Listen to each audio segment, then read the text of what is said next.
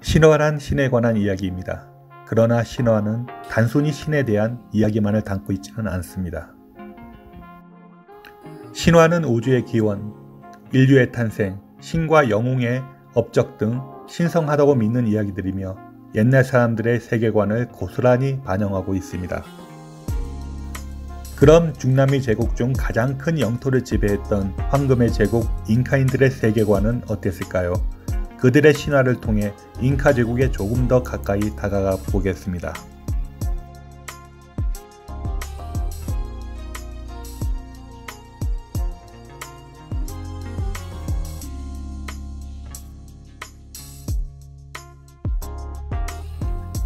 우리는 잉카 제국의 건국 신화에 앞서 간단한 잉카 제국의 문화적 정치적 철학을 알아보기로 하겠습니다. 우리가 부르는 잉카 제국은 사실 타완틴수유라는 부족 국가로 중남미 최대의 영토를 지배했습니다. 타완틴수유는 수도인 쿠스코를 중심으로 친차이수유, 안티수유, 쿠야수유, 그리고 쿤티수유로 사방면 지배 체제를 갖추었습니다. 우리가 부르는 잉카는 그들의 지도자인 사파잉카를 부르던 말로 자연스럽게 잉카인이라 부르게 되었습니다. 잉카는 1대부터 13대까지를 전승을 이은 사파잉카 제국으로 부르며 13대 아타우알파 사파잉카를 사실상 잉카 제국의 마지막 완조라 할 수 있겠습니다. 그 후 스페인 시대에 옹립된 사파잉카들은 신잉카 제국으로 꼭두각시 황제로서의 역할을 하다 1572년 투팍 아마루 사파잉카를 마지막으로 제국은 사라지게 됩니다. 사파잉카 파차쿠티 이전은 사실상 잉카의 엘리트 집단인 파나카가 실정을 담당했으며 파차쿠티부터 제국으로서의 면모와 사파잉카의 절대적 통치가 이루어졌습니다. 파차쿠티는 비라코차 창조주 신을 지배지역의 신앙으로 뿌리를 내리게 하였으며 자신을 태양신의 아들로 각인시키기 시작하였습니다. 잉카 제국은 제국의 영토를 넓혀가면서 점령지마다 코라카를 두고 다스렸으며 잉카의 신앙을 배척지 않으면 점령 부족의 신앙 또한 인정해 주었습니다. 이러한 잉카의 정치적 성향으로 잉카의 신들은 지역에 따라 숭배의 대상이 조금씩 달랐으며 제국의 건국 신화 또한 여러 전설이 존재하였습니다. 잉카 신화에서 세상은 크게 천상 세계를 칭하는 하남파차, 인간 세계를 칭하는 카이파차, 그리고 지하 세계를 칭하는 우쿠파차 세 구역으로 나뉘어집니다. 고산 지역의 도시화 신전은 신과 가까워지기를 갈망하는 잉카인들의 염원이며 부족 지역마다 정령의 신, 산의 신인 아푸가 절대적 신앙으로 자리를 잡았습니다. 또한 파차쿠티 사파잉카 후에 자리 잡은 사파잉카의 신격화는 부족민들에게 후아카를 지배두고 기리는 조상 숭배 사상으로 자리를 잡았습니다. 잉카 제국은 정치적 통치는 사파잉카를 중심으로 한 연방 제도를 도입했으며 농경사회로 미타라는 조세법이 있었는데 노동력을 가족 단위로 바쳐야 했습니다. 재미있는 것은 잉카인들은 놀고 먹는 것을 싫어하여 너무 가난한 사람들은 벼룩을 잡아 바쳤다고 합니다. 잉카의 수로나 도로 건설 기술은 뛰어났으며 아이러니하게도 스페인의 침략이 빨랐던 원인이 잘 다듬어진 잉카의 다리와 도로였다고 하네요. 자, 이제 우리는 이 신비스럽고 찬란한 황금 제국의 건국 신화로 함께 여행을 해보겠습니다. 태초에 시작과 끝이 없는 비라코차 신이 세상을 창조하였습니다. 비라코차 신에게는 아들인 인티와 딸인 킬야를 두었는데 그들에게 낮과 밤을 주관하게 하였습니다. 인티와 킬야는 서로 사랑하였으며 그들은 일식이 있는 날이면 서로 만나 서로의 사랑을 확인하였습니다. 인티와 킬야에게는 세월이 흘러 아야르 형제 카치, 우추, 아우카, 망코 4명의 아들과 오클로, 우아코, 코라, 라우와 4명의 딸이 있었습니다.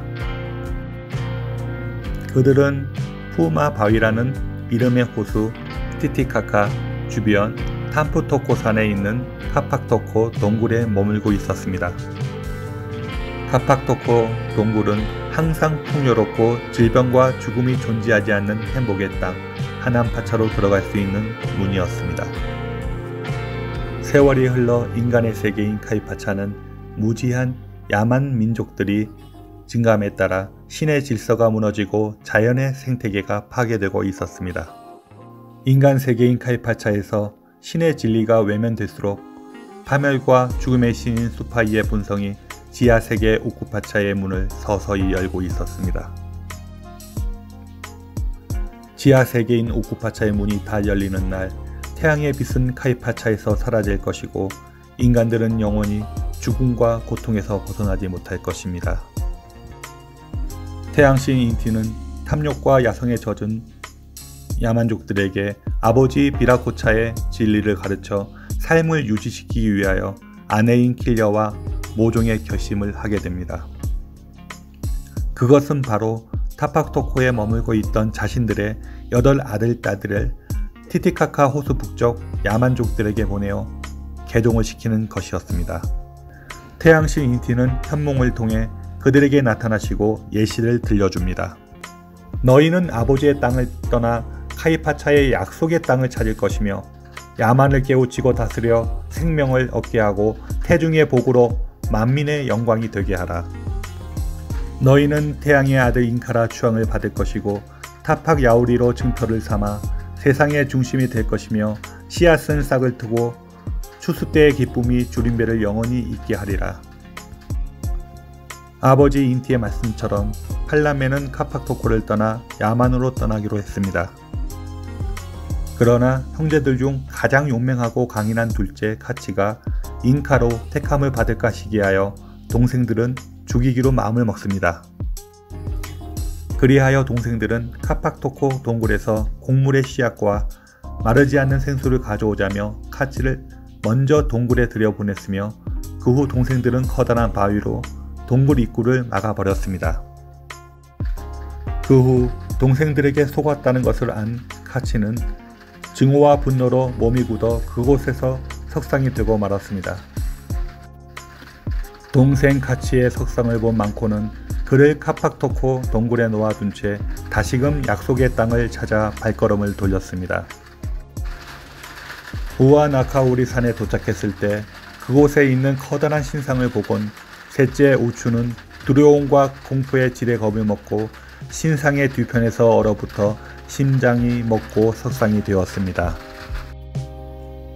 남은 6명이 태양의 초원에 이르렀을 때 태양신 인티는 약속한 증표 승군막대기 타팍 야오리를 불구덩이에서 막 끄집어내 바람과 정령으로 열을 식히고 있었습니다. 이를 본 넷째 아우카는 황금으로 광채를 뿜는 타팍 야오리를 먼저 차지하려는 욕심에 손을 뻗어 채 식지 않은 열기에 몸이 타들어가 역시 석상이 되고 말았습니다. 이제 형제 중 혼자 남은 망코는 사흘 낮 밤을 기다려 열기를 잃은 타팍 야오리를 손에 얻었으며 타팍 야오리를 공중을 향해 힘껏 던졌습니다. 타팍 야오리는 태양을 향해 힘껏 날아갔으며 망코는 빠른 걸음으로 타팍 야오리를 따라갔습니다. 타팍 야오리는 한참을 날아가다가 마치 지진이라도 난 듯이 광음을 내며 널따란 대지 위에 내려 꽂혔습니다. 망코는 타팍 야오리가 꽂혀 있는 곳에 다다르자 아버지 인티를 향해 무릎을 꿇고 죄를 지내었습니다. 그 후 망코는 이 지역을 세상의 배꼽이라 불렀으며 후세에 이는 케추아어로 쿠스코라 불리었습니다.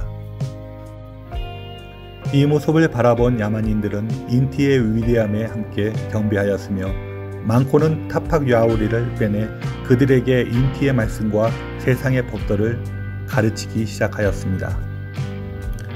망코는 그곳에 나라를 건설하고 태양신전 코리칸차를 지어 스스로를 인카라 칭하였으며 여동생 오클로와 결혼하여 아들을 낳으니 그가 신치로카 인카입니다. 이것이 우리가 알고 있는 인카제국 쿠스코 왕조의 건국 신화입니다.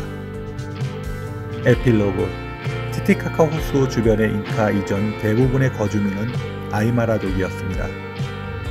아이마라족이란 아이마라 언어를 사용하는 유목 부족민들로 통일된 국가의 형태를 당시 가지고 있진 않은 듯합니다. 전설에 의하면 이들은 근친혼을 통한 가족 단위의 부족민들이었으며 아마도 망코의 부족들도 그들의 성인 아야르 부족이었을 겁니다. 그들의 근원이 티티카카 호수의 작은 동굴이란 점에서 그곳의 토천민인 아이마라족이었을 것이며 소수의 부족민이었을 겁니다. 이것은 태초에 잉카인들이 케추아어를 사용하는 민족이 아닐 가능성을 제시하며 이제 우리는 다음 편에서 그들의 선조가 누구인가를 조금 더 알아보겠습니다.